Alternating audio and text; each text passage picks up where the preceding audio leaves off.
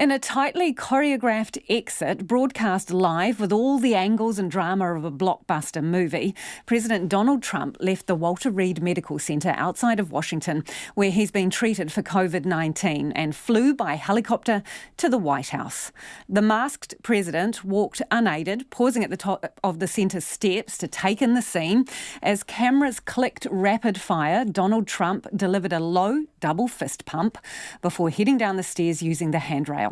He ignored questions from press, instead offering a thumbs up and a thank you as he walked casually to the waiting motorcade that delivered him to Marine One. The chopper was tracked by live cameras as it flew the president home in fading light. Donald Trump's speedy exit from hospital and some of his tweets exalting his treatment and boasting his recovery have raised concerns that the president is again downplaying the seriousness of the virus and setting a bad example.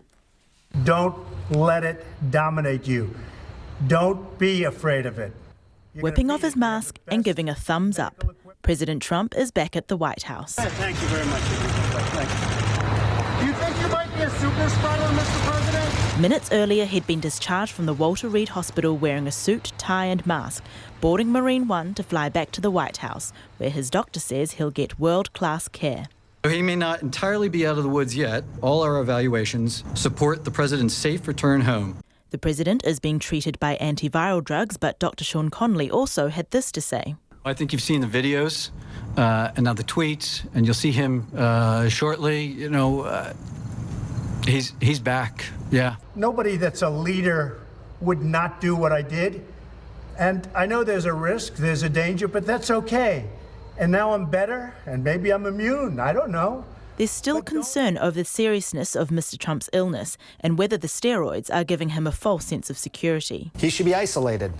That's why you get isolated if you have a contagious disease that's been diagnosed. He has a symptomatic contagious disease. He should be in isolation.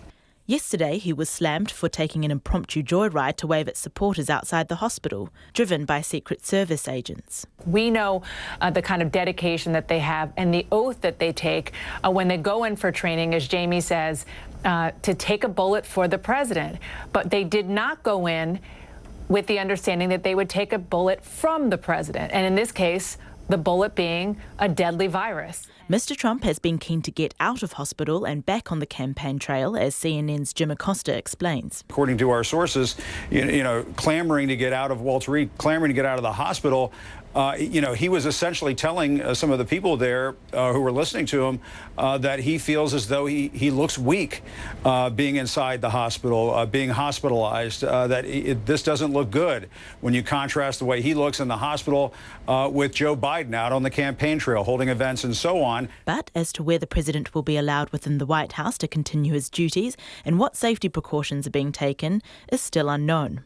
Deaths in the US from coronavirus have now topped 210,000, with more than 7.4 million cases reported, and cities are seeing a surge and going back into lockdown.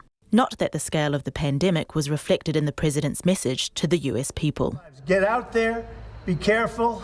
We have the best medicines in the world, and it all happened very shortly, and they're all getting approved, and the vaccines are coming momentarily. For Checkpoint, Paulina Lau.